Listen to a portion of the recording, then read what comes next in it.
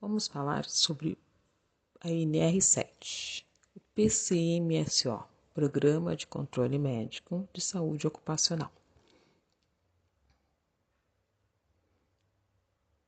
O PCMSO deverá obedecer a um planejamento que seja previsto com ações para a saúde de todo trabalhador, a serem executados no período de um ano, durante a validade do documento, durante de um ano. O PCMSO tem como objetivo básico a promoção e preservação da saúde do conjunto de trabalhadores.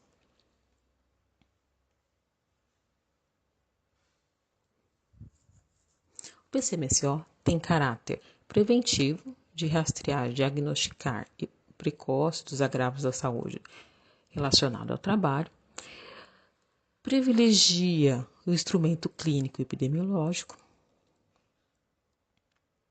deverá considerar as questões de incidentes sobre o indivíduo e a coletividade de trabalhadores, e as ações de saúde baseiam-se nos riscos identificados no PPRA, ou seja, em cima do que for informado no PPRA referente aos riscos ocupacionais, o médico do trabalho irá se basear nessas informações para a elaboração do PCMSO.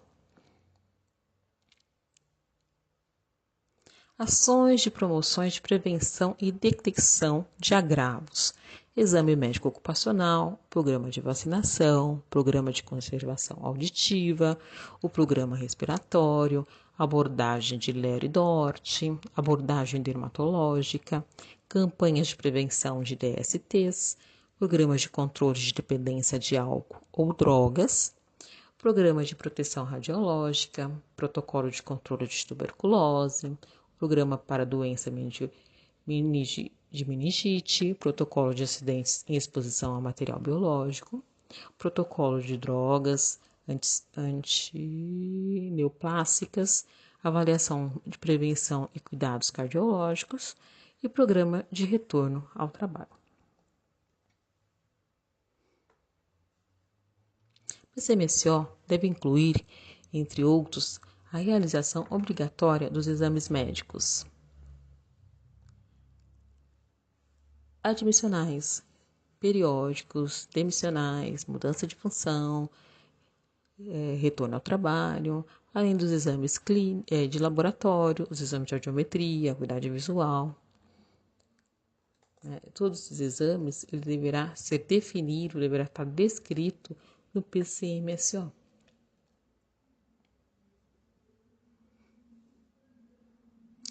Programa de promoção à saúde.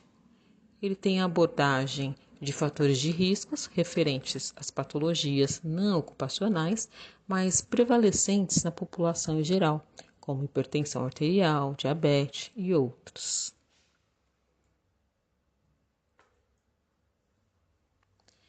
O programa de imunização ocupacional é a exigência da NR32 do Ministério do Trabalho em relação à prevenção de algumas doenças transmissíveis no ambiente laboral e diminuir também o absenteísmo.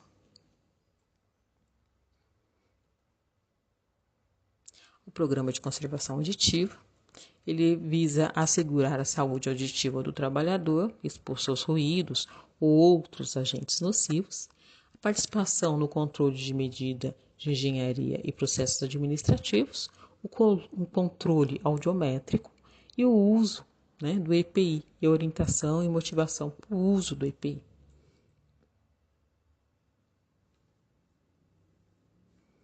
O programa de proteção respiratória, ele visa garantir a proteção do trabalhador contra doenças ocupacionais provocadas pela inalação de poeiras, fumos, névoas, fumaças, gases e vapores.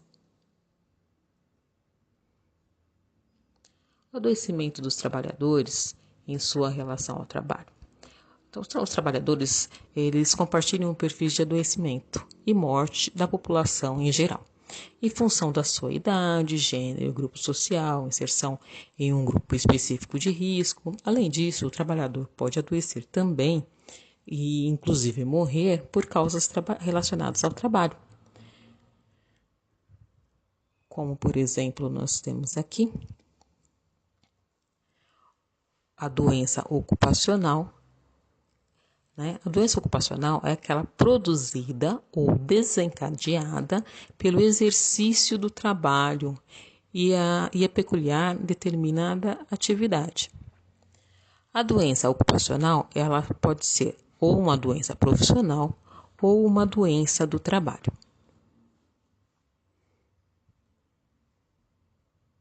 Para a gente entender um pouquinho.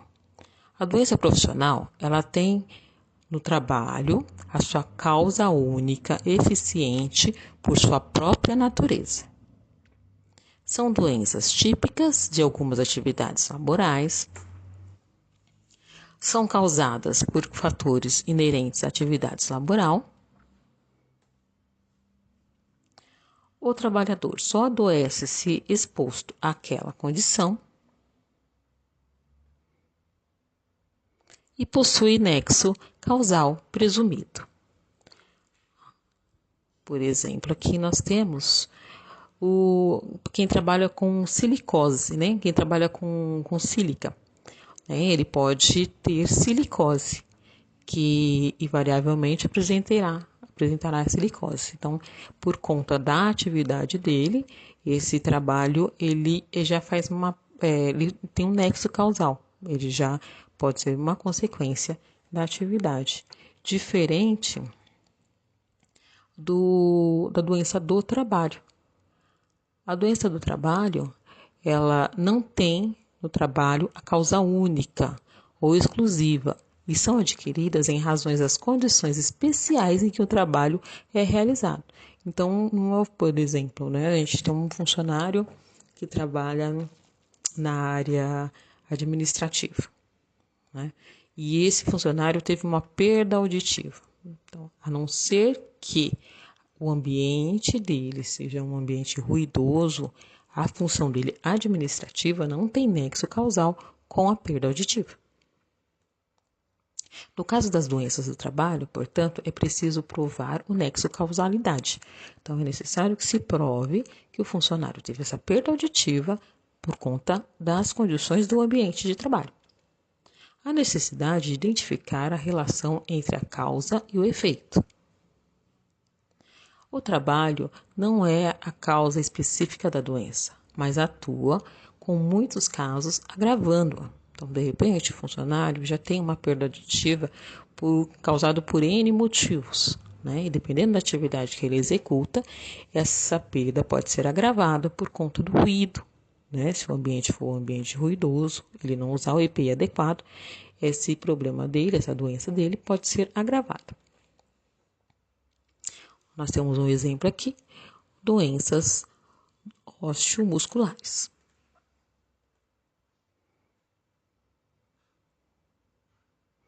Relação de causalidade. Determinar com base em dados clínicos e patológicos, mais históricos ocupacional, a ficha de anamnese, análise das funções profissionais, a identificação e avaliação dos riscos profissionais e a verificação da exposição. Precisa ter todas essas informações para verificar se existe realmente um nexo causal.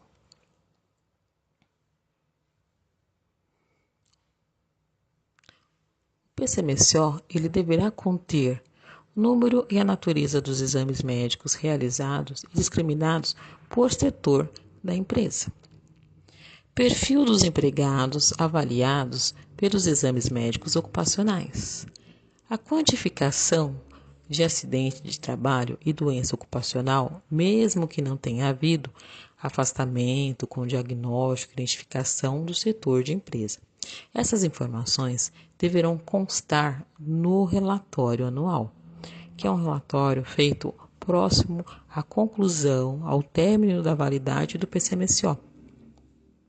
Ações de saúde que foram realizadas durante o ano e o planejamento para o ano seguinte também deverão constar nesse relatório anual.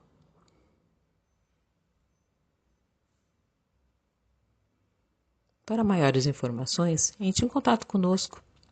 Nosso telefone é o 11 4614 6775 ou nosso WhatsApp corporativo 11 99628 2260.